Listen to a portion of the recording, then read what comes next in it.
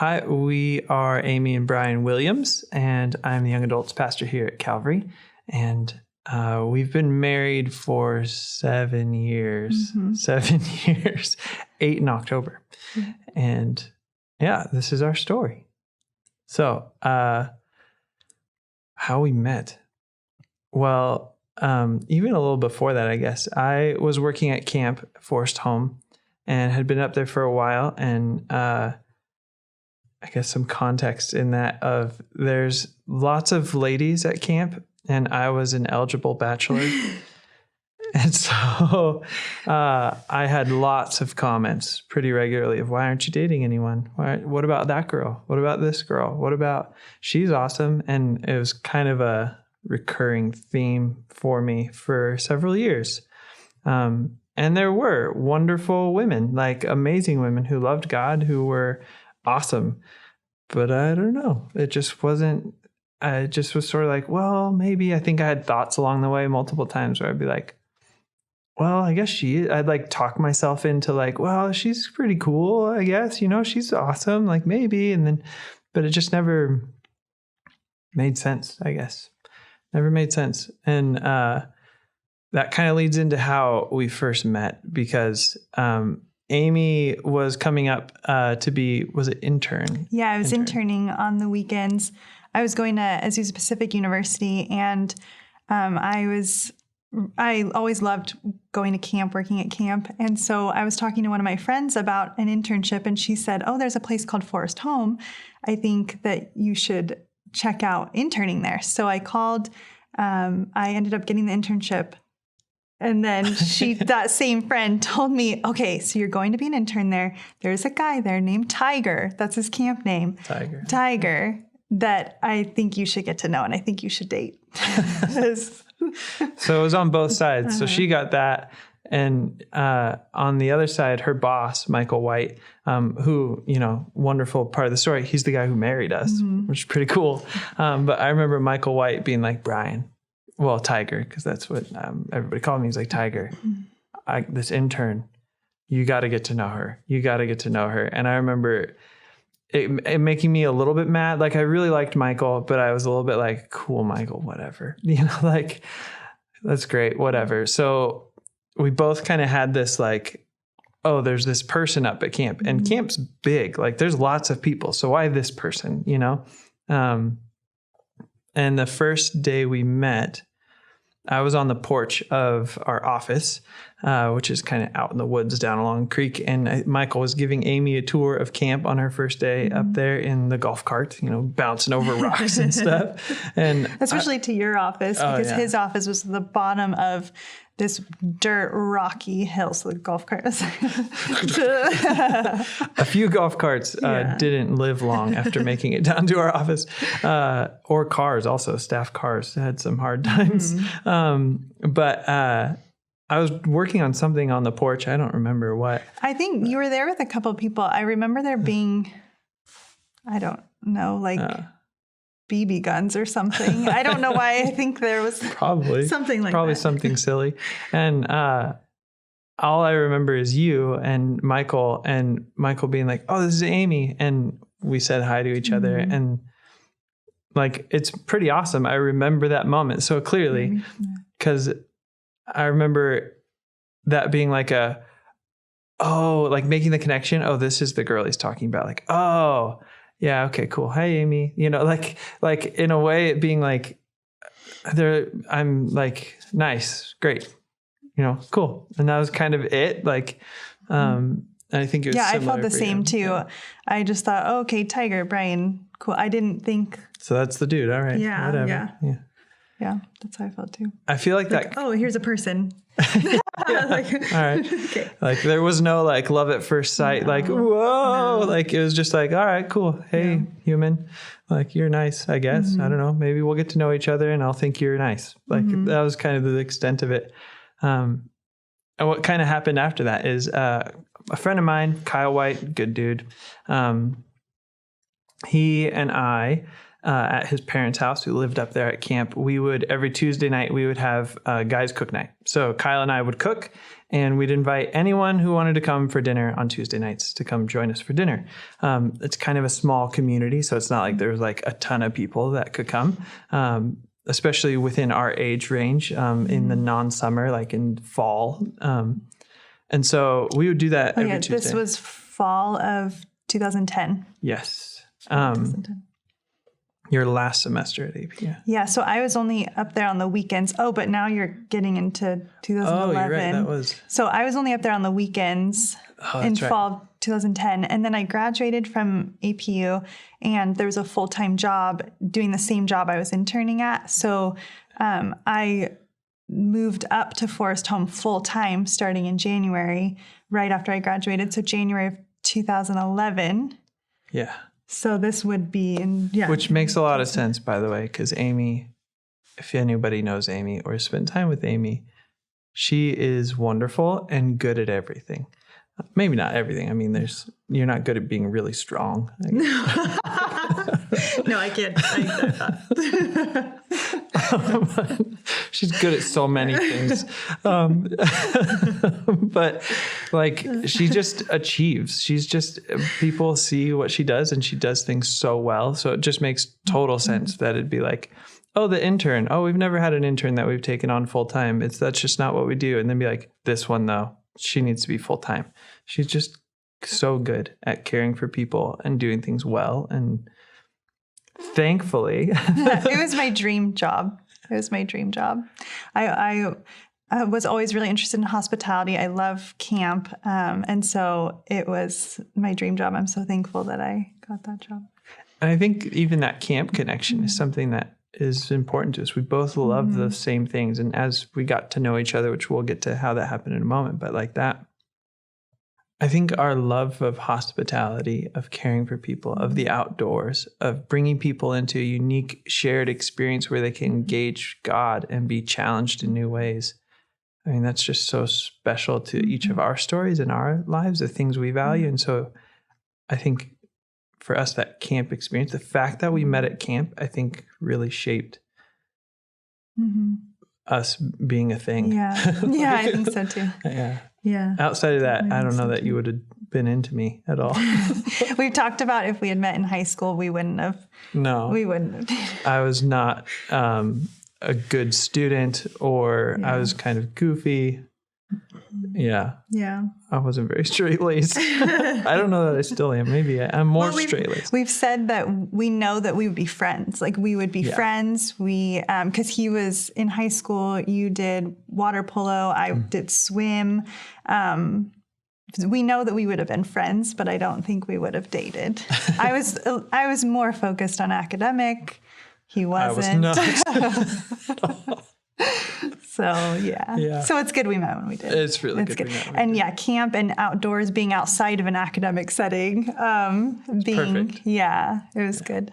It's also a place where we could see each other in the best light in a lot of ways too, which, but I don't think that was rose-colored glasses. I think it was who you were and who you are. And I'm thankful for that. So anyway, internship becomes full-time. During our internship, like I would see her from time to time, like when she's checking in guest, I'd drive through on my way home, or whatever it was I'd be doing. And I'd say hello to her and whoever else was working.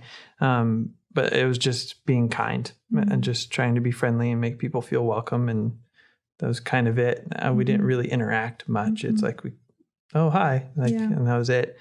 Then she comes on full time, and that's when she comes to Guys Cook Night. Yeah. And I remember being invited to Guys Cook Night and thinking, can I come to this? It's a Guys Cook Night. And then you explained it to me. Like, oh, okay. Yeah, I'll come. Which I think that really was like the start of our friendship.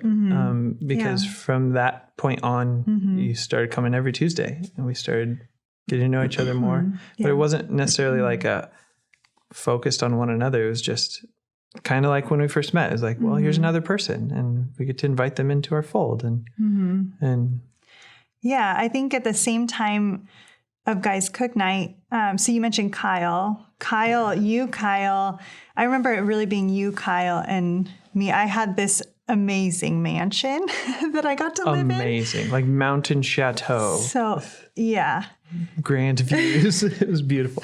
Yeah, I had friends who were still at AP who would come to visit, and they would tell me, Amy, I don't know that you'll ever live in a house this nice. It was so nice. So it was like a huge two-story house. It was all by myself, like living room that had just glass windows that overlooked the other side of the canyon, so the mountains. So when it snowed, it was just so beautiful, amazing. So wonderful. Like this grand fireplace, like huge fireplace in the living room, so you could like sit on a couch next to this big crackling fire and just look at snow falling across like a mountain. It's so epic. Yeah, it was amazing. It was really wonderful.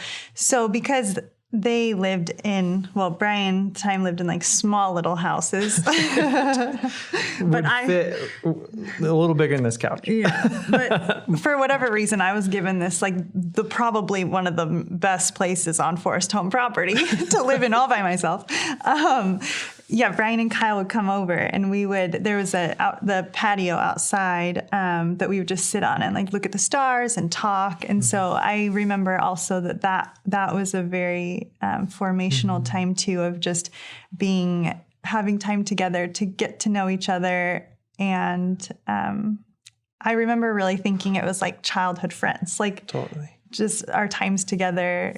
And I do think of it as me, you, and Kyle. Like, so Guys Cook Night, and then it was called the Kramer House. So the Kramer House as well, being pretty formational in our time. Yeah. Oh, such good memories.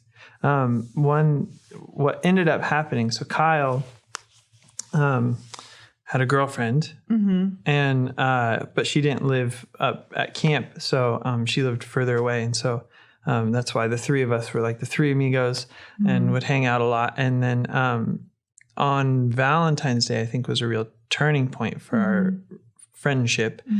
Kyle and Joy were going to go off-roading. Joy is his wife now, which is also pretty awesome.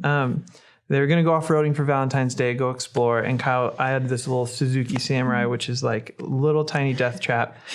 Good for going like below 40 miles an hour. At least if you're going to be comfortable in any way. You can go faster than that, but it's pretty miserable. For long trips, I loved this little thing. This little car was the best. So Kyle was like, how about you come with me? I was like, all right. So it was like, Amy, how about we go with Kyle and Joy? And it just made sense. Like, how about we'll drive in the Samurai? That way Kyle and Joy, it's their date. They're having this date. We're just tagging along as friends. And if we go in my car, then if they want to go do whatever they want to do on their date time, that's fine. And we're not encroaching. And so that's what we did. And so we just had a good time. And Amy had told me either that day or whenever it was we made the plan, she was like, yes, I can go, but I have a date that night. The Valentine's Day date. So I need to be back at a certain time to get ready and be able to go to this date. And so I just had that in my mind, and also like in my mind in terms of we have this time to get back for, but also in my mind in terms of like, she's got a date. Like, okay. Like, like we're friends. We're just going on this thing. But it was a wonderful day. It was a lot of fun in this like kind of annoying vehicle. I still love it. Oh, it's so dear to me. I know. I sold it so we could get married. It's worth it. So I just was intentional to make sure you got back for your date, and that thankfully was really meaningful to you. Yeah. So there was a guy at APU who we had gone on a few dates right after I graduated. And so I graduated in December. This was February. We were going on a date that night. And so I still remember thinking of it as friends. But after spending that day together with Brian, and he was so considerate, he was like checking the time and would tell Kyle and Joy like, oh, okay, well, you guys go on ahead, but I think we're going to only have this much time because you probably need time to get ready. I don't know. I just remember there being like a lot of consideration. And I just thought, wow, that's like, it really stuck out to me as being very selfless, because we were having a lot of fun. He was having a lot of fun. And to like put me ahead of like his own desire to maybe keep going and keep playing and keep having fun with friends, was really sweet. And it was, it was really, really sweet. So I went on that date that night, and I really was struck with how I felt this wonderful friendship with Brian, and I really just wanted to keep being with him. I had left spending the day with him to go somewhere else, and I just want to be back and hang out with Brian. So I left that date early, and we finished dinner, and I left that day early, and I just had on my mind, I just want to keep hanging out with Brian. And so I think that actually when I drove back up the mountain, I think that we did hang out after. And then it was the next time that I went to APU, and I told the guy that I don't want to date anymore. We were just going on dates. We weren't like boyfriend, girlfriend, but I just told him, I don't want to continue this, because I had really seen the difference of, he was great, but Brian was really the person I wanted to spend time with.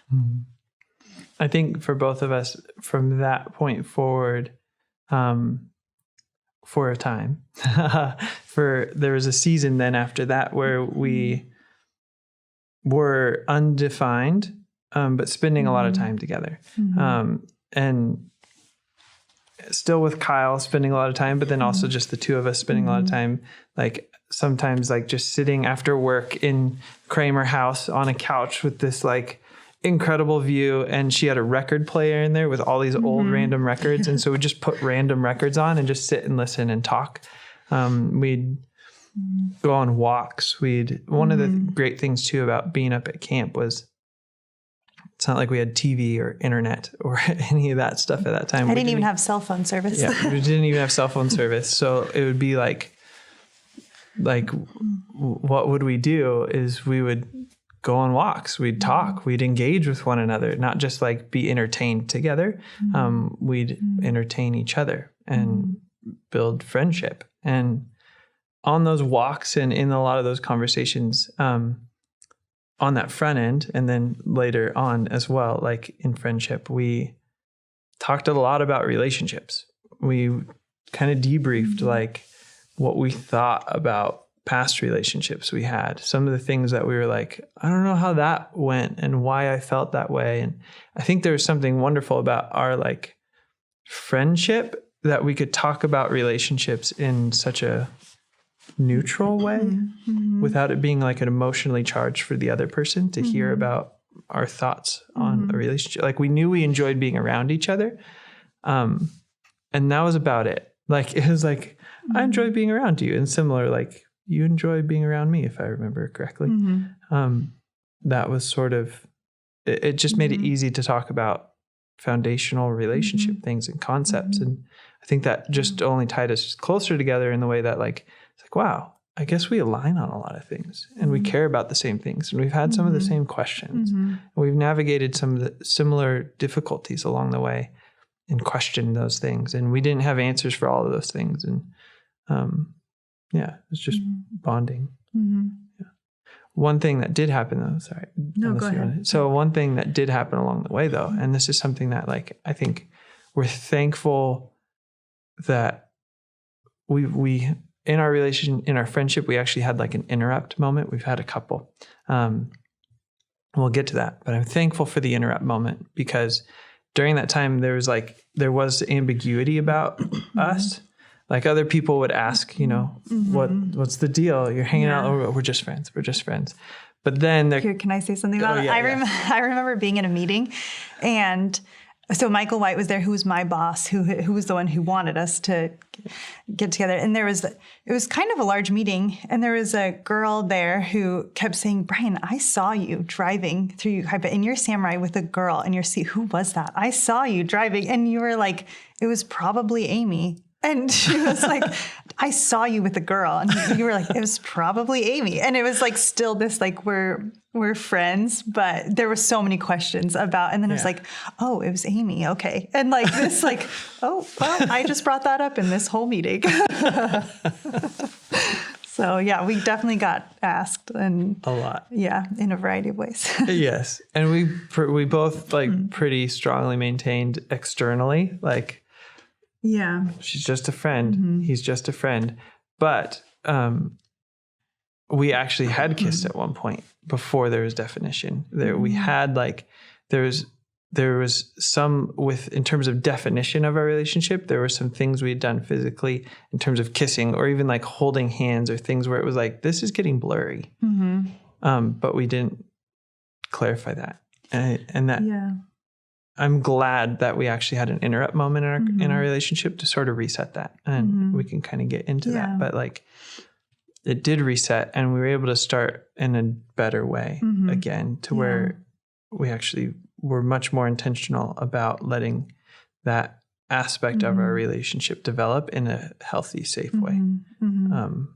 Yeah. So talking about it now, we look back and we've talked about it. And you had said to me one time, well, we were sitting in a house, or we would go on these hikes that were like in the mountains, in the woods, beautiful, like snow coming down. Like there was one time we went up the creek to a waterfall, and it was so cold, and we both just got like sprayed by the mist, and it was like so cold, but just, excuse me, just really bonding moments. And then to come back to this like wonderful house with a crackling fire. We're cold and we're like cold. Blankets. Yeah, record player. And it's like, how could I not just like reach over and hold your hand? Fool. So as he said, the interrupt was really, really good because actually the physical part, like we had this amazing friendship, so natural, good. And I know that for me, like the physical piece did change it of like questions, and it did kind of take away this like really wonderful, just at peace, at ease connection we had. And so this was the spring, and as summer comes on at camp, it gets so busy. So we had different jobs. He was recreation, which is full on summer. For me, I was a retreat coordinator. So actually my busy season was the off season. So I was hosting the groups and retreats that would come up on the weekends and midweek. And then through the summer, most of the camp centers were overtaken by programmed events, which was more like totally his world. And then for me, I just had a much lighter load. So as I was kind of coming out in my job of more of the full season, he was really stepping into where it ramped up. So he was really working a lot to get the recreation activities ready, cleaned up, the kayaks, the zip lines, and getting ready to welcome a huge group of summer staff employees who were all young adults. So he was just got really busy. So in the midst of, we've had this wonderful bonding time for months, hanging out multiple days a week, having wonderful conversations that were just good for both of us personally. And then adding, like we said, the holding hands and adding that in, and then this, like, he's really busy and we're not seeing each other as much. It was like we're hanging out all the time to like, I haven't seen you for 3 weeks. Yes. Which we lived and worked within like yards of each other, like not even a mile. Like it's like under a mile, but like just so busy.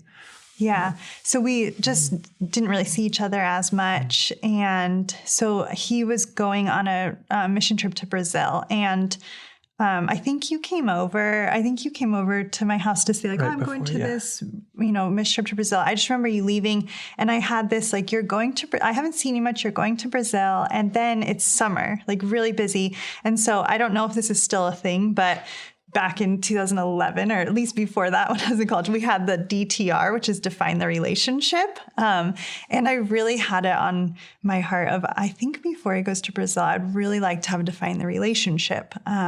And so you had left, and I remember no cell service. I used the landline phone and called your phone.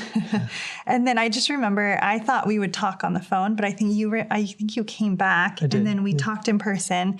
And I said, I just said, I'd really like to talk about our relationship and like where we're at, where we've been, where like we've been. I just haven't seen you much, and I just want to check in. I don't really remember exactly if that's what I said. I think don't know. something. But it was along those basically lines, like a let's define this because there's questions, and so yeah. Brian's response. So I remember this conversation, as we explain it, won't sound like what it in retrospect it was. In retrospect, it was the pivotal conversation in us becoming Amy and Brian Williams. But that's not how the conversation ended. And even I remember you calling and be like, we need to talk. Like, can you come over? And I was like, okay, I'll just come over. And I remember driving over thinking, like, because we hadn't seen each other. I knew there was this, like, I also felt this like uneasiness, and this was something that was so good and so enjoyable, our friendship. But then there being like, but there is this ambiguity and this weirdness, and we hadn't seen each other. I just knew, like, I also knew we needed to talk about this, but I don't want to and I'm leaving at like 3 a.m. to go to Brazil for 4 days and fly right back. And it was like anyway, that was the selfish Brian. But went over, and I remember you being so straightforward and kind, but straightforward, and of like, this is where I'm at. Here's what I'm thinking. Here's what I need to know. Like, where are we? What is going on here? And I need this and you just talked about like how you'd been praying. You're like, I was just praying, and it was just like, I need clarity, Lord. And it was like, I need to just ask for clarity. And I just remember the like, I don't know how else to say it other than emotional stability with which you went about it, which that's something that through all of our friendship, like I was so appreciative of. And so that's how the conversation started. And we talked through, I don't remember exactly how we got to all the things we got to, but I remember clearly some of the key points. I communicated in some way that, and these are the words I used because I couldn't think of other words. I was like, when I think about you, I'm not Twitter-pated. like I'm not giddy. Like I really enjoy being around you. I can communicate with you so well. I really appreciate all the things we do, but I got to be honest, I don't feel giddy when I think about you. And in past relationships, in past even non-relationships, just girls I was interested in, I had that. And I don't know if I need that. Is that needed? I wasn't sure. And so that's just what I that was what I communicated was, when I think of you, I'm not giddy. And I don't know what to do about that. I don't know if I need that. I think I might need that, but I'm not sure. And your response was similar. Yeah. My response was similar. I felt the same way. There was, like, as I've talked a lot about, there was a definite draw, like soul, emotional, but I also didn't have the same like physical, like, oh, I'm so attracted to you. Or I think like, I think that there's exactly like he said, guys I dated before, or just like, there's a like physical attraction that it wasn't like a, like, oh, the Twitter page is a good word for it. And what's interesting is that I remember being at church when I was in high school, and there was the Friesens. They were part of our church, and Paul and Virginia were on stage, and Paul said, like, to the whole church, something about, I don't remember the exact words, but it was like, I was not attracted to my wife. And at the time I remember thinking, how can she be standing up there and hearing this? Like, and how can he be saying this? And I just, because I thought that was like the crucial part of a relationship. And so I remember hearing that and that really impacting me of, oh, I really like this couple and I think they're wonderful and they've been married so long and they give so much advice, but this is like a really big piece. And they're up here he's saying, I'm not attracted to I wasn't attracted to my wife. And then he's talked about how like that grew and that built, and but it was still really hard for me to get over. So then to be in this relationship and to like hear that from Brian, but then also for me to recognize I feel that same way. Like I feel that same way actually. And like, is that a component that we need? Like, is that a piece that maybe like what he shared, the Friesens, will grow over time in that way? Or, and so we both really like agreed. We were both on a very similar same page of that, where that piece was just, we didn't have the butterflies in the stomach. Yeah. And, we knew we enjoyed being around one another. We knew it was peaceful. I think that's maybe one of the key words. It was peaceful. It was easy to be around one another, but it wasn't like the most exciting thing. Yeah. And it was like, is that a problem?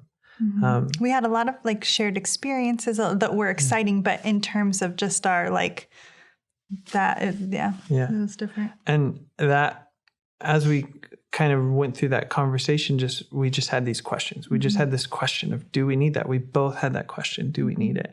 And so I thought it would be best to just give clarity, and to resolve clarity would be better than ambiguity. And so also that's what you'd asked for. That's what I'd asked for. Yeah, I remember really wanting that.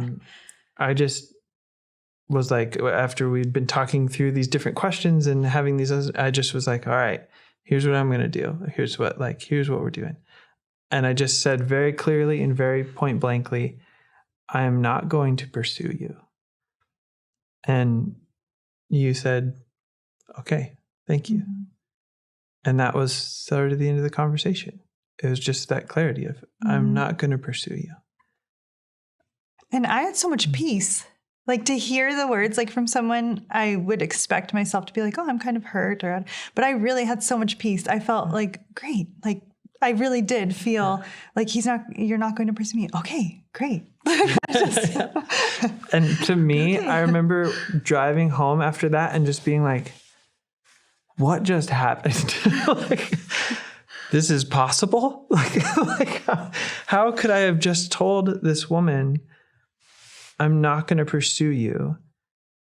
How could I have just had this whole conversation with her where we had such clarity, where we were able to talk so freely and not be, either one of us, be wrecked by it or be emotionally tied into these things, but to be in a place of like, and it really was faith. It was a place of faith and security, like of just like, okay, like both of us were in a place of, we enjoy one another and we don't know what's needed, but we know we have clarity about just this next season. And I don't think we voiced it, but I know I had in my mind, like, this is I'm not going to pursue you and we'll see what happens. Like, but at least we have clarity for now. And I assume it was similar for you. Actually, I thought he's not going to pursue me, so I moved on. I moved on. He was really busy in the summer, and I wasn't as much, so I still had other like friends from APU I got together with. I really honestly just moved on. It ended up being like the best thing that could have happened, and even that conversation really was a turning point for me. I don't think it had fully clarity right away, but like in time over the course of summer, it just was like, that's the sort of person I want to be with. Someone who I can have those sorts of conversations with, where we get somewhere, where we care for one another, where we navigate these difficult things well. And I don't know if I need to be giddy about her. I don't know if I need that, but I do know that being able to communicate like that, that's important. That's valuable. And so, over the course of summer, we would still hang out, but summer was really busy. So we'd hang out kind of intermittently here and there.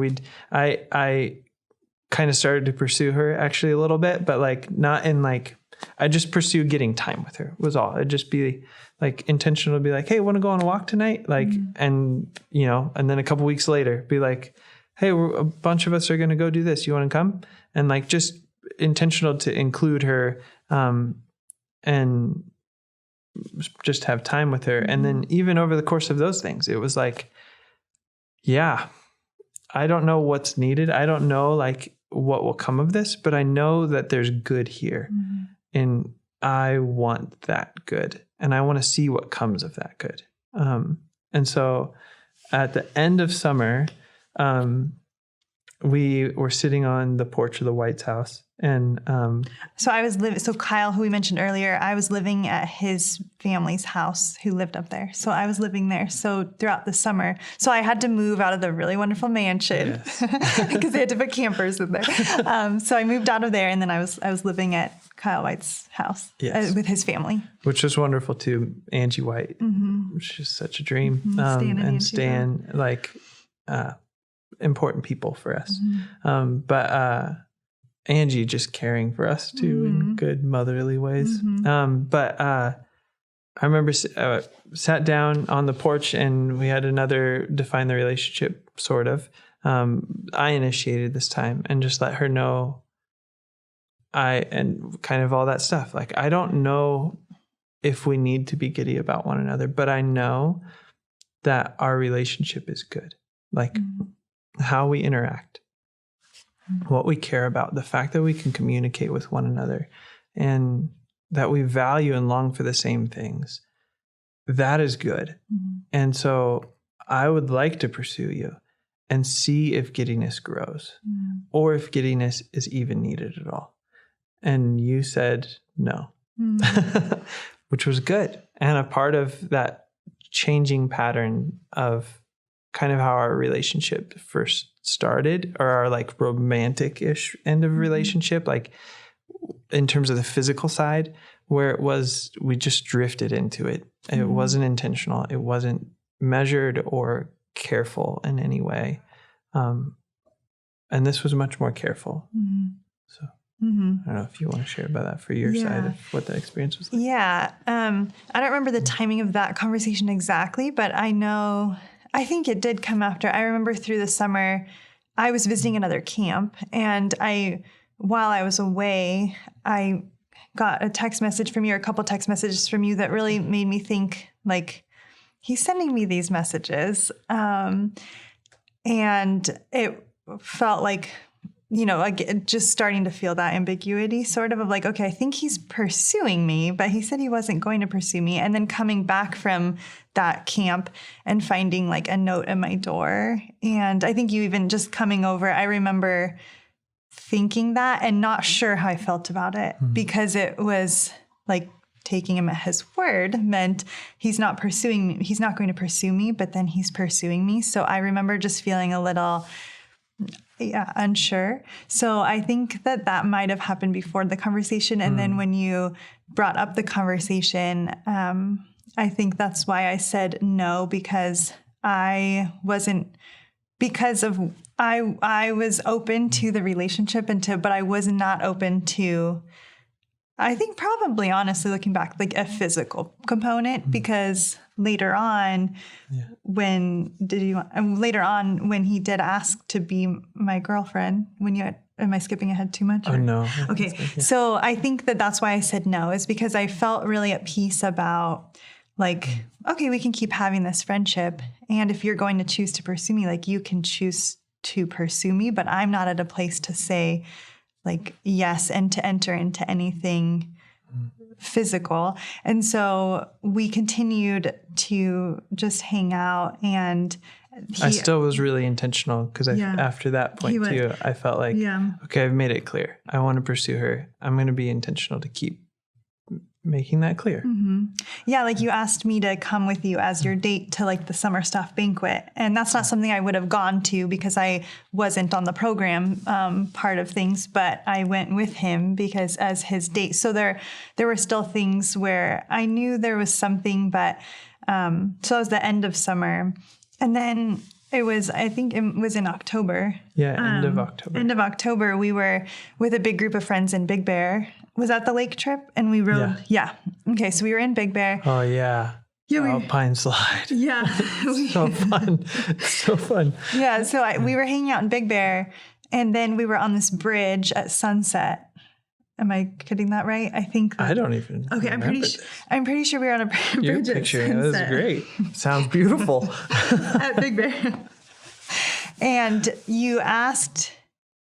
I think you asked me to be your girlfriend. And I said yes. And then you said, "Can I kiss you?" And I said no. And I was pumped. Honestly, I was pumped. Every step along the way of like even being like, I would like to pursue you, and you being like, I'm not on board with that, but I want to still be your friend and still hang out together. It just was so, it was peaceful. It's like, it was peace for me. It was like, okay, wonderful. Like, it was like this release of like, okay, I can just continue to get to know you and be with you and spend time with you and show you I care for you and get to explore. Like, it was I'm curious about what could come of this. It wasn't absolutely, she's the one. Like, it was I don't know, but this is worth exploring. And so it was just like, I felt like you holding those boundaries actually made it easier for me as well to be at peace about it and not have there be anything weird or clouded about it. Just to be like, oh, okay, great. Well, we'll just keep hanging out then. Yeah. Like, and it was so good. Yeah. And I think because Big Bear was about an hour away from Forest Falls where we lived and worked. And so on the way back, I remember being in the car and talking about that and talking about, I don't remember how it came up. Maybe I asked, I don't know, but I just remember you saying, no, I'm really glad you said no. Like, kissing, and I was like, great. Okay, wonderful. Like, we both had and I remember that being, again, so affirming of like, okay, that we can be in alignment and so that was really cool. And I think that looking back now, talking about this thought didn't come till later. I think when we were engaged, I remember road trips though. So looking back, I can see it then too, of thinking, wow, God, you must really love this man because the way you're leading me to have this in this relationship, or the way that you're like bringing up things in my heart to bring to him or to share to work. I remember having the thought like, God, you must really love this man. And then realizing, God, you must really love me. Like, you must really love us. And I remember that thought coming later, but talking about these things, like looking back, I can see that was there the whole, like the whole time, of like God pulling us away from things that weren't like good for our relationship, or pulling us away from things and bringing us and like rewriting things for us and like rewriting like thoughts we had about relationships or about, I guess just relationships. So yeah, I think that looking back now, I can see how that was evident there, even if I didn't realize it at the time. So yeah. So that's how we became girlfriend, boyfriend. And then I officially took her on a date. And it was like, this time I'm going to do it real. Like, nothing's going to be ambiguous. We'll still go on hikes. We'll still do all that stuff. But it was like, I'm going to take her on a date, like a real date. And we went to Big Bear again, and we went to that Italian restaurant. Oh, yes. Oh, You're right. I forgot about that. Okay. Yeah. Mm-hmm. And I just, from there sort of on, we just dated, I guess. We just hung out and were intentional, and this time nothing was, there's nothing hidden. It'd be clear. It's my girlfriend Amy. Like, it's my boyfriend Brian. People would ask, and we'd be, people knew there was no ambiguity. So after we were dating and stuff, it was kind of cruising along and enjoying one another. That relationship really continuing to build. I guess it's not like it all of a sudden went on this exponential curve. It just was building, I guess, along the way. And that kind of fit in with something that we had talked about somewhere along the way, about being emotionally measured in our relationships. We had talked about relationships a lot along the way, from even when we were first just friends. We had talked about. I'm sorry, I just remembered something that I think we should bring up. What's that?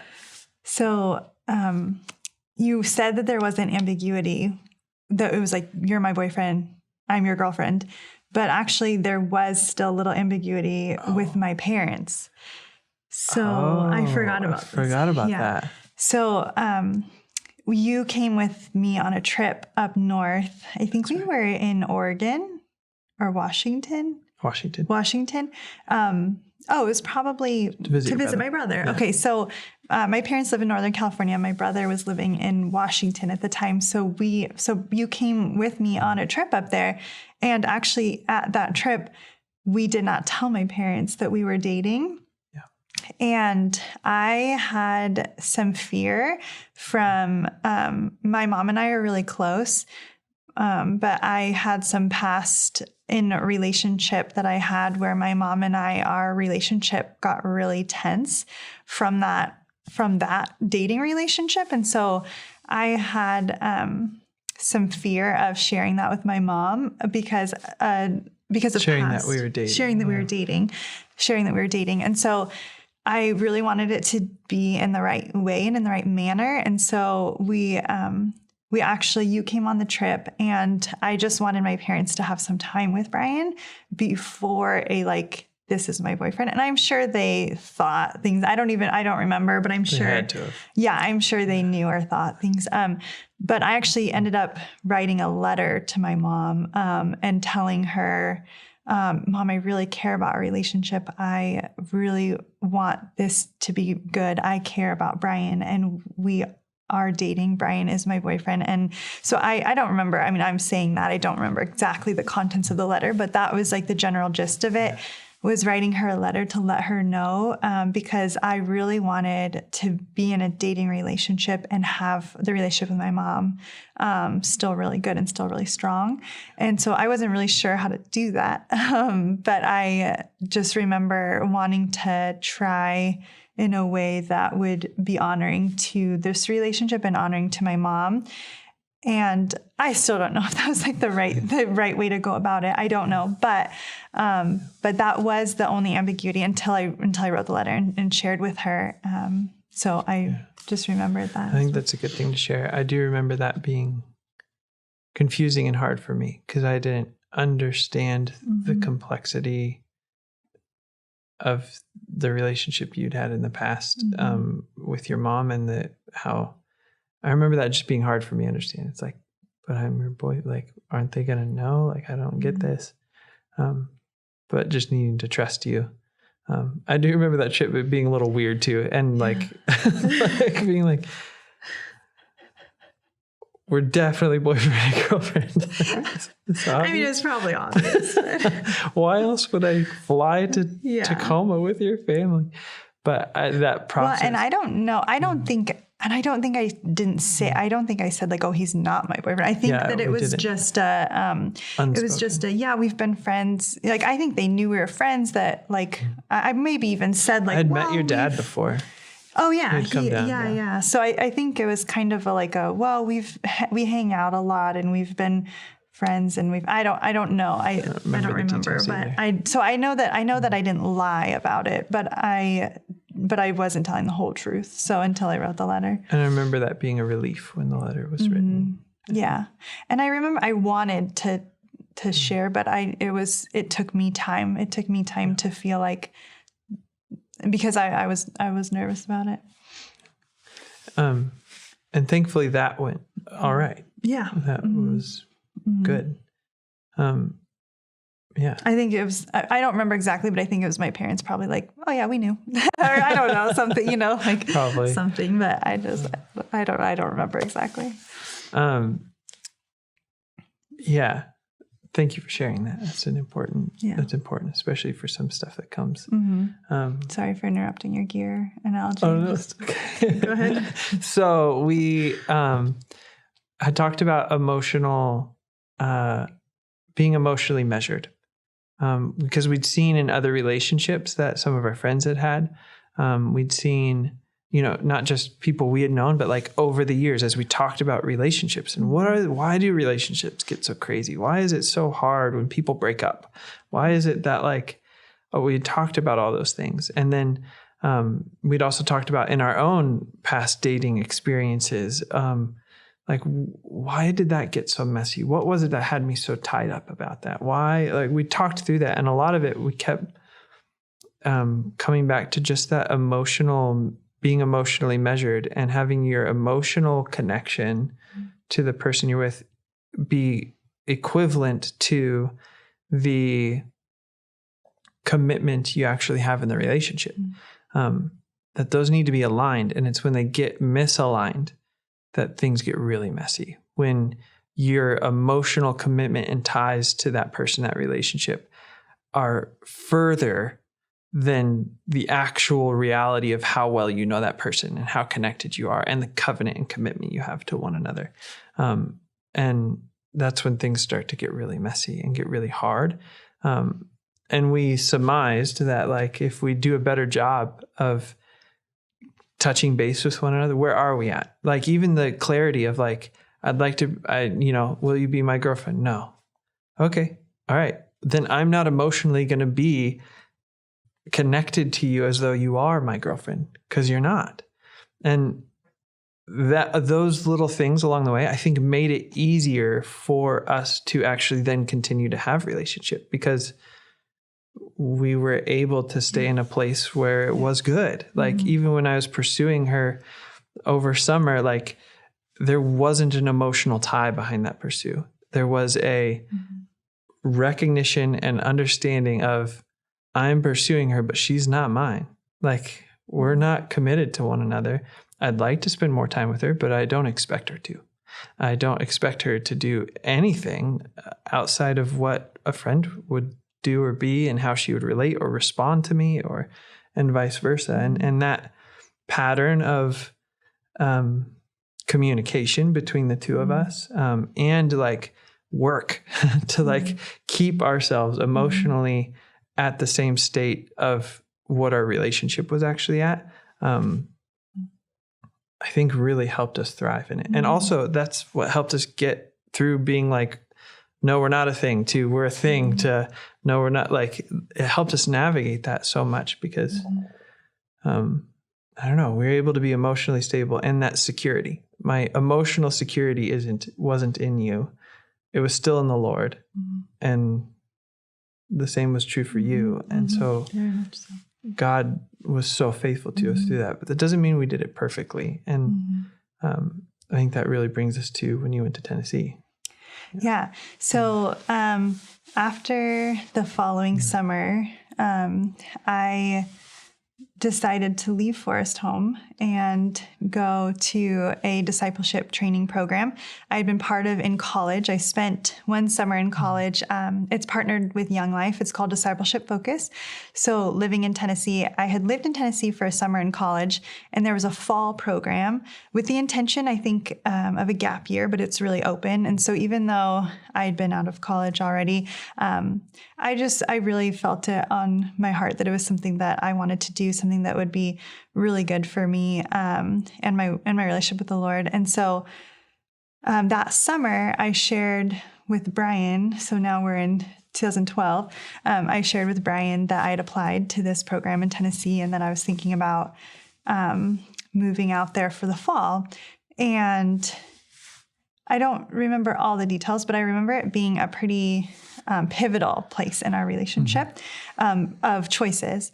And I remember at times Brian expressing hesitation about me going, hesitation about a long distance relationship, and just being generally unsure about the decision. So like I said, those emotional ties being measured appropriately. This is a time when I hadn't, when like I thought I was, we're all proud, and maybe we aren't all. I am. I'm proud and self-righteous at times and thinking, oh no, I'm good. I've got this under wraps. I know what's good and I operate according to it.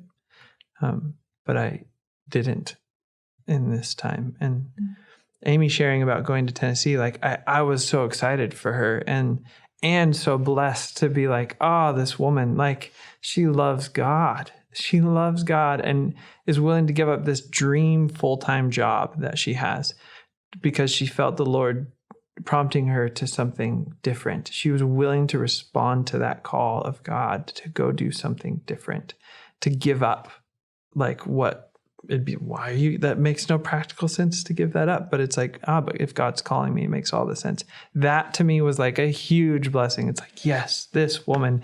And so, but I kept vacillating between like, oh, this is so wonderful. What a wonderful woman. But also don't leave me. Like, don't leave me for months. And I had done a discipleship program that was had similarities, and I had known how I came back different from that experience. And that experience was so pivotal for me, and it shaped who I was. And I was afraid that Amy would go and do this, and she would be shaped by God in a way and have this experience that I was not a part of and could not relate to her on, and that would be a wedge between us.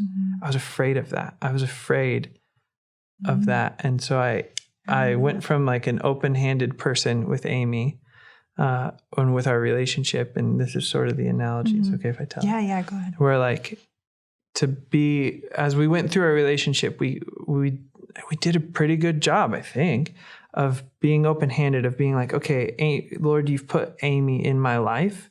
It's as if you've put her in my hand. And I'm so thankful, Lord. This is so good. Thank you so much for putting Amy here. But I'm going to remain open-handed. And so long as she's here, I'm so grateful. And I'm going to delight in her. I'm going to delight in what you've given. And thank you, Lord, and praise you because of it. But if you, Lord, choose to take it out, I'm going to trust you that you know what you're doing, and you're going to put something else there that is good or even better, not just for me, but for her as well. And that to be open-handed.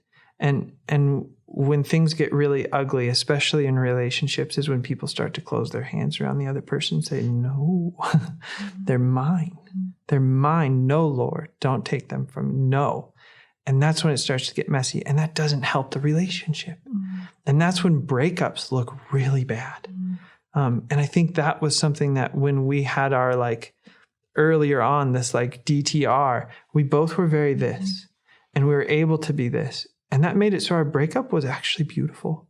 It was actually good to where we could walk away from one another, hopeful for ourselves and hopeful for the other person, because we both trusted the Lord. Lord, whatever you intend to put in this hand, whatever you intend to put in her hand will be good, maybe even better. Not just for me, but you'll have something better for her than me. Like, I trust you, whatever it would be. And thankfully, the Lord drew us back to putting the other one in there. But during this Tennessee, when this was coming about, I was struggling with, I'd like, oh, but no, Lord. Ugh. But and it was it ultimately all came down to a matter of trusting the Lord. And I guess I can get to where it ended, but I think you should maybe talk about during that time of me closing my hand, what were the thoughts that were going on in your head? Yeah, so the thoughts that were going on in my head is I felt that it was similar to places I'd been before. And I remember at APU sitting down with one of my mentors after I had ended a relationship and telling him like, okay, this has happened twice now. Is this going to keep happening? Where there's like I feel a call, or I feel something different.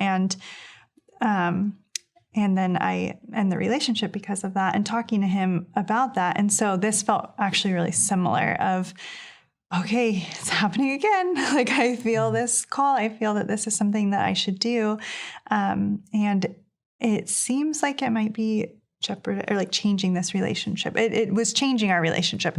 It was changing the way we interacted. It was changing our relationship. And so just feeling my thoughts and my feelings were just again of, I feel like this is something that I should do and I'm called into. There had been multiple confirmations. Michael White, who we've mentioned, he had left Forest Home recently, right before I chose to, and he had told me, sometimes, like he had told me about a push and a pull. Like sometimes you have a pull, but sometimes there's not a push. Sometimes there's a push, but you don't have a pull. And so at the time I was seeing a pull and a push, like a push for me to grow out of the role that I had been in. I didn't know what was going to be next, but I felt a push and I was seeing pulls. I was seeing a pull. And so there were just multiple like affirmations for me that really felt that I saw that I should step into.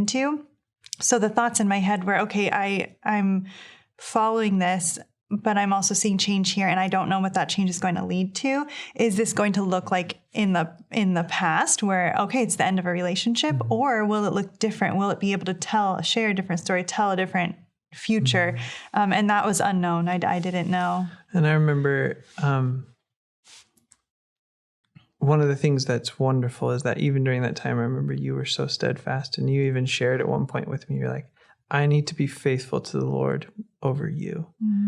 And I remember that being hard to hear, which was like, also, I knew I was struggling to hear that. And that ate me up because I'm like, that's good. Like, it's good. But I remember it being like, I was ashamed of myself. Like, why? That's so good. I want her to want the Lord more than me, but I don't trust him because I want her. And yeah, I don't know why I'm crying, but I guess it was just good and meaningful. And I think why I'm crying is I know you prayed so much for my heart. I know you prayed so much for my heart during that time. And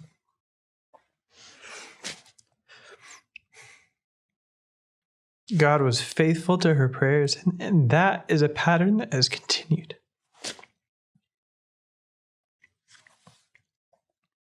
I think it relates to now and like things that we go through now in marriage, and it's really similar. As you praying for my heart, leaning in and knowing that the Lord wants what's best for me, and that the Lord has good plans, and if only my heart would open to it, that I would see it. And you've served me so faithfully with your faith and prayer to God. Thank you. I love you. I love the man that you are. Thank you. I love you too. I think that's something I love so much about you, and I'm so grateful for. So grateful for that you continue to hope, not necessarily in me, but in the Lord and what he intends for me. Oh, it's so good. Thank you. Anyway, Tennessee.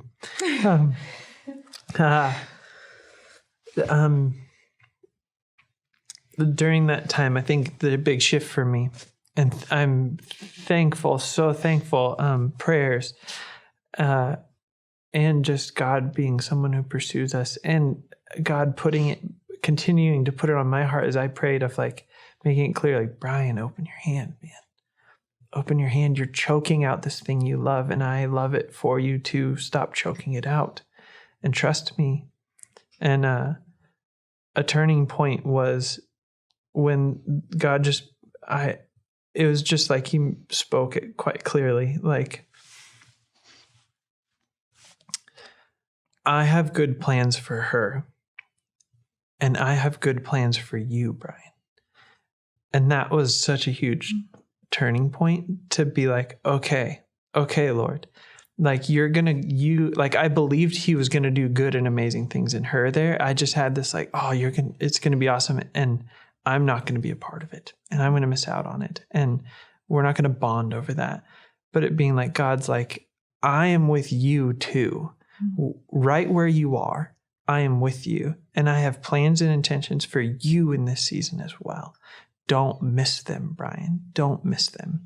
And that was the shift. That was the whole shift of them being like, okay, Lord, and being able to open up to recognize, like, if I just keep clinging to Amy while she's way over in Tennessee, I'm going to miss out on all that God intended for me right where I was.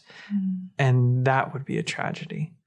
That would be unfortunate. And I want that over Amy. I want to have what God intends. I want him over having Amy. And that release, I think, was a huge relief to you. And a relief to our relationship. It released a burden, but also that was like, we've talked about it a lot. That ended up being one of my favorite seasons of all the years I lived at Forest Home. Like that season of community and of the people that were there. And it was beautiful and special and just so unique. And I would have missed out on it had I not opened my hand and trusted the Lord with myself and with her.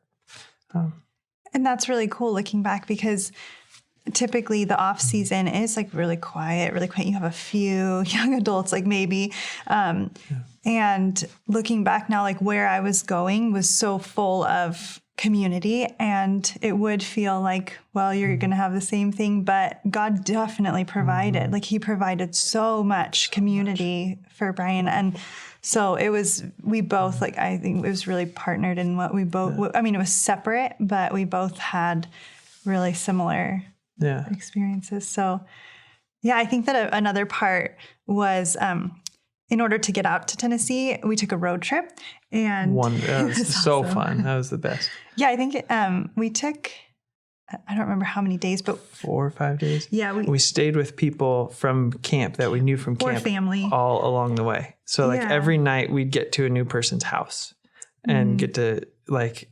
It was awesome. Yeah. So we had like someone from camp who'd moved away to Utah. So that was our first stop. So we planned our stops like based on, that was from someone from camp. Then we had Brian's family. Then we had another person Kansas from camp. City. And then we had my family in Ohio. And then we went down to Tennessee. So it was really cool how it worked out. But that road trip was also just really so beneficial for us, and really forming on that road trip. We talked about a variety of things. We talked about some experiences he had in Uganda and spiritual things. We talked about me just bringing forth like, okay, so this is how this has come about now with like a call, but like in marriage, what would that look like? Like, this is, we're dating. So yeah, I can move to Tennessee. Like we can be separate for this, but so it was bringing forth like, this is something I've questioned, like, what would that look like in marriage? Like, would God give us both that same call, that same direction? Would it be conflict? Yeah. Yeah. Like we had just experienced. What if God is calling one person in the marriage to something and the other person is close-handed about it? What? Like, yeah. So we want that. We obviously on the road trip, we had a lot of time for conversation. So we had music, but then we also just had some really great conversations on the way to Tennessee. And just to reflect on that again, I think having gotten back to the place of being open-handed, even as we talked about marriage in those ways, we often talked about it in a third-party way, not in a us way.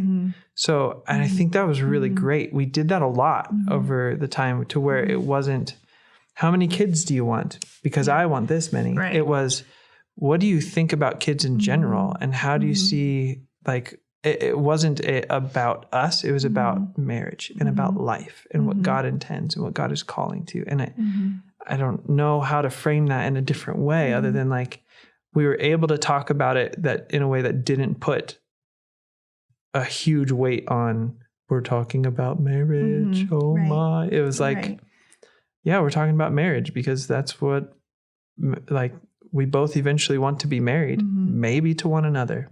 I don't know, but we're talking about marriage because we both want to be there one day.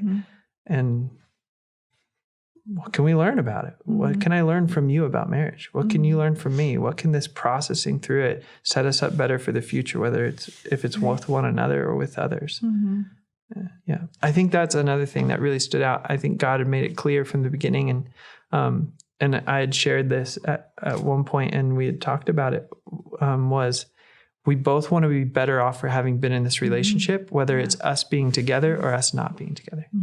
It was like, I want you to be better off for having been in this relationship with me. And I hope that I'm better off after having been in this relationship with you. Yeah. And maybe it'll lead to marriage. If not, we'll be better off. And thankfully it led to marriage. Which I think that, so after that road trip, I had always wondered, like, when will you know? How do you know that this is the one you want to marry? And after that road trip, I was like, we both were like, wow, I really like you. Like, I really love you. I really love this person. But I still wasn't like, I still had the questions of like, is this the one I should marry? I don't know. Like, how do I know? That's a huge decision. And I had some fears about marriage. I had some fears about marriage, about what I didn't want marriage in my life to become. And so I took it very seriously of like, wow, this is a huge decision. And one day, Matt Arnold, which maybe some of you guys know Matt Arnold, who had been a friend for a long time, like my high school counselor in high school ministry. And one day I don't think I'd seen him for a long time. I don't know. He was over at my parents' house. I was over there, and we were talking, catching up. And I was telling him about this girl I'm dating. And as we were talking about it, if I can remember the words, how he said it, but he just listened to me talk about her and about this road trip we just went on and things I'm thinking and what I care about and why I value it. And he's like, it sounds like you want to marry her. And that was just this like, I do. You're right. I want to marry her. Like it was like he gave me permission to want that. It's like to say it and just to be like, yep, I want to marry her. And that was this like, okay, well, I guess I'm going to marry her. And so I set out on then a process of being like, I'm going to surprise her with an engagement. I'm quite sentimental and like doing surprises and all these things. And so I was like, oh, this is going to be awesome. I'm going to like fly out to Tennessee and I'm going to surprise her and I'm going to get all her friends in Tennessee to help me out. And they did, like with ring sizes, help them figure all that out, all this stuff, very covert. And was starting to get this stuff sorted out. Early on in that process, I had sent an email to her dad. I got asked for the hand in marriage. And so sent an email saying, hey, I'd like to talk with you. The response, Amy's dad is a wonderful man. He's very gentle and kind and humble. And so his response caught me off guard. Not that his response wasn't gentle and kind and humble. It just wasn't what I expected. And it was, I assume, these aren't the exact words, but it was something along the lines of, I believe this is to ask for my daughter's hand in marriage, and I don't want to talk about that right now. Or something along those lines. And I remember being like, what in the world? Like, what do I do now? And that led to a series of back and forths and eventual phone calls and just a bunch of stuff. Kind of a long season, actually. I don't know how long it was. I think maybe a month or more before I talked to you about it, where I had this whole plan in mind. I had a plan. I wanted to execute it. And this was the only thing in the way. Like, this is good.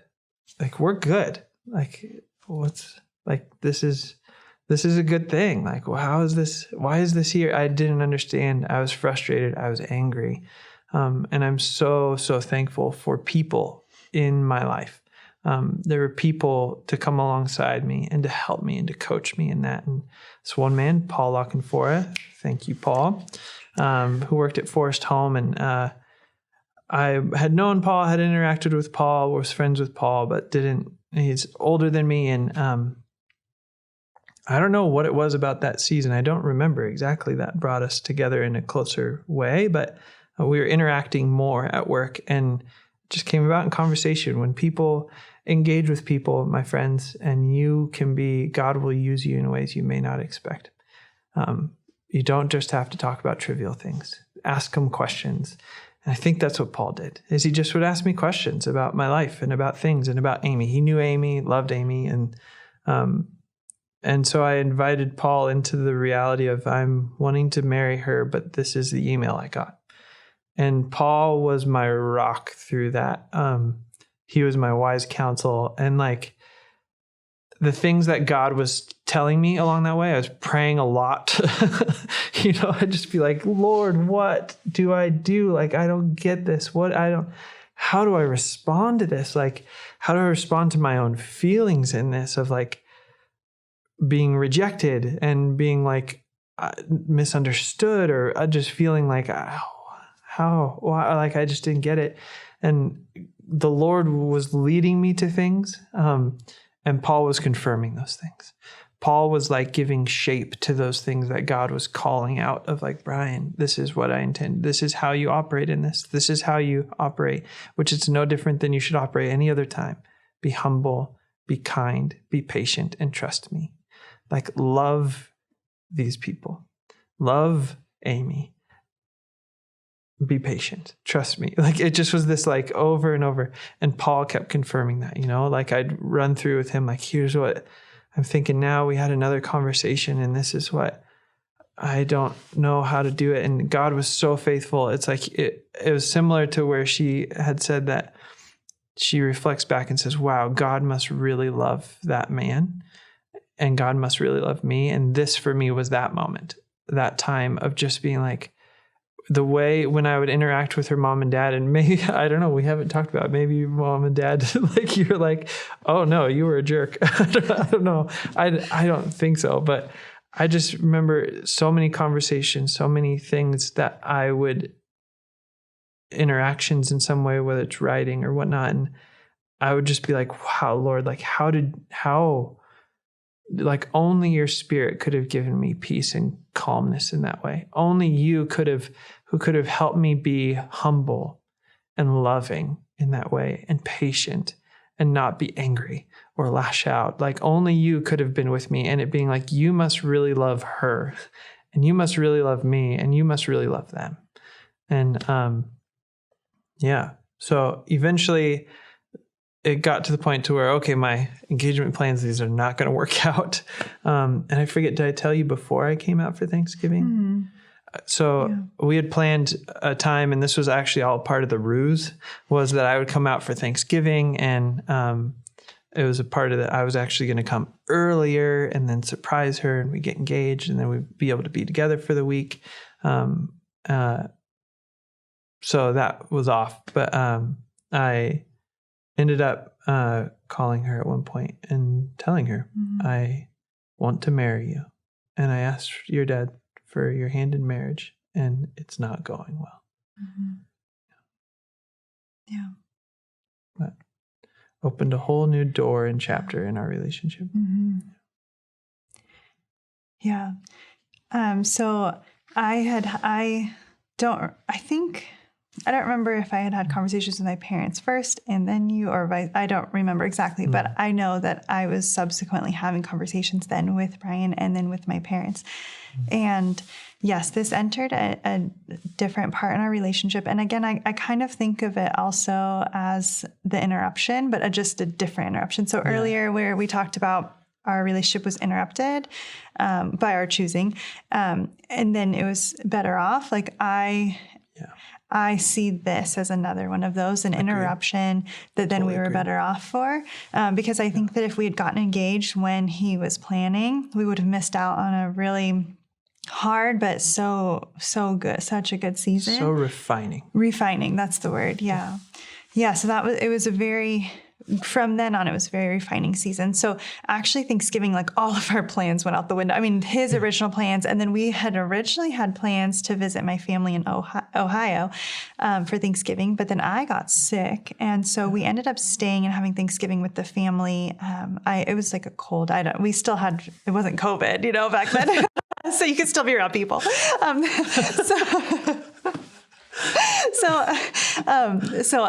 We had Thanksgiving with the family who ran the discipleship program.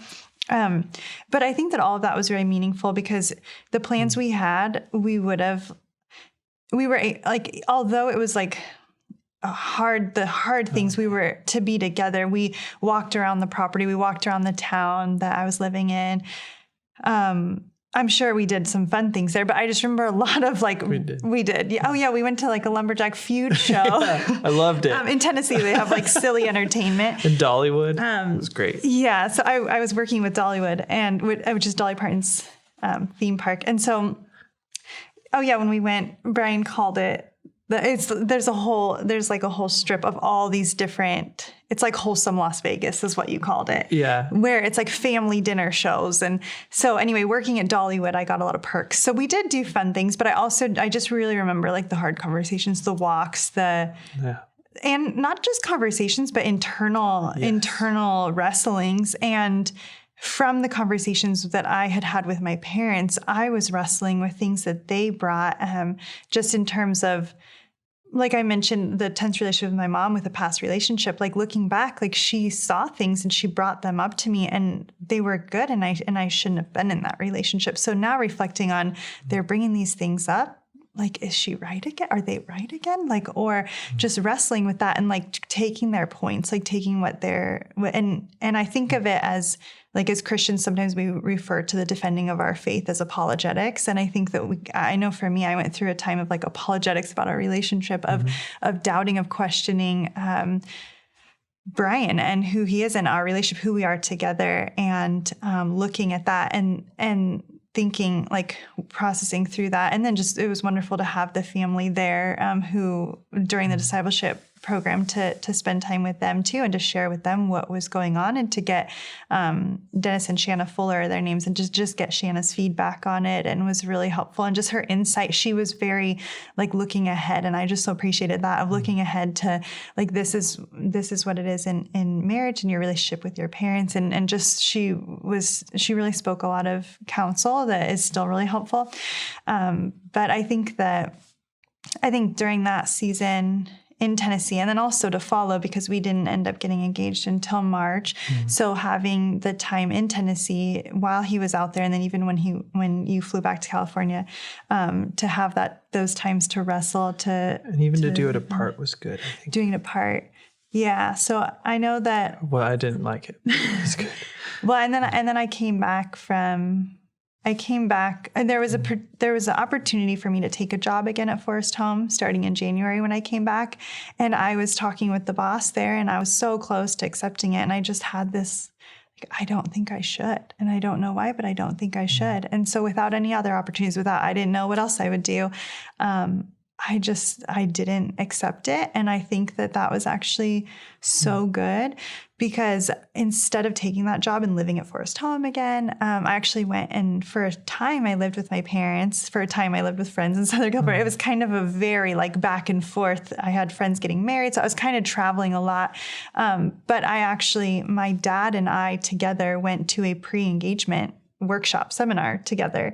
And the whole idea of it was that you go to counseling before you get engaged, because you work through counseling, and then the engagement season is a planning for the wedding. So rather than doing both like all at once. So my dad and I went to that together during that time when I was in Sacramento, and it was run by a counselor.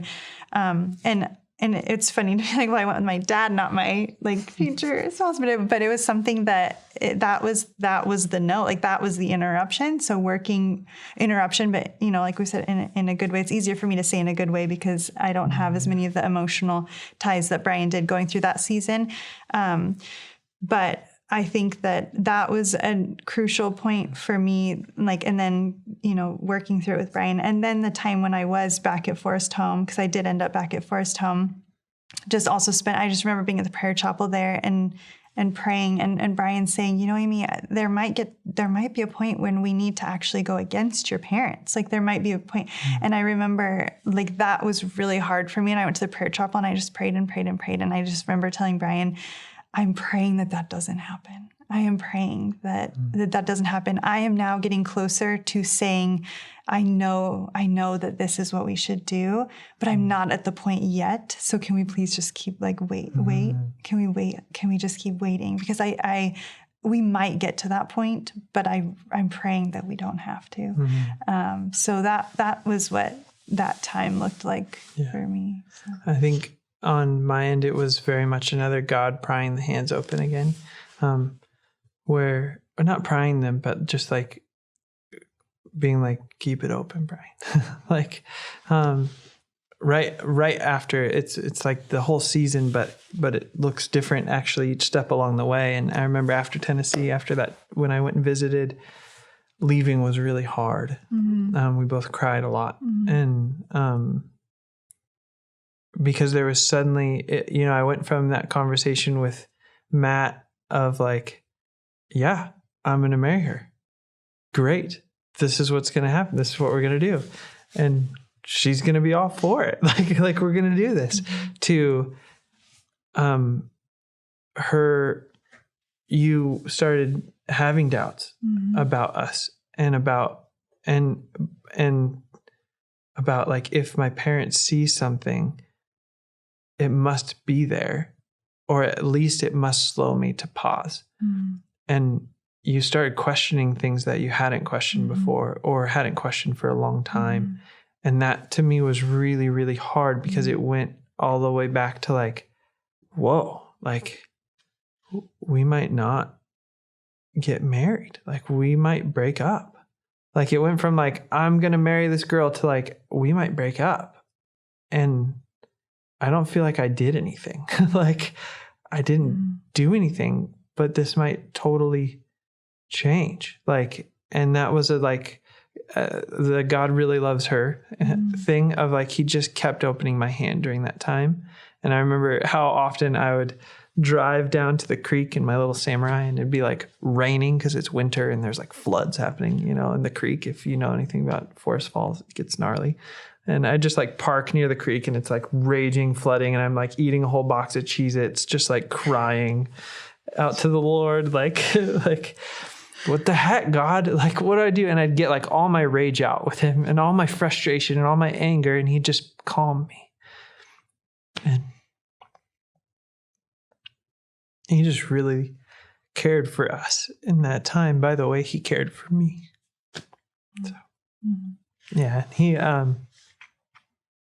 I feel like it was this, during that time, like I would have all this, like feeling angry and mad and like unjust, like feeling this injustice in a way like that, like, but then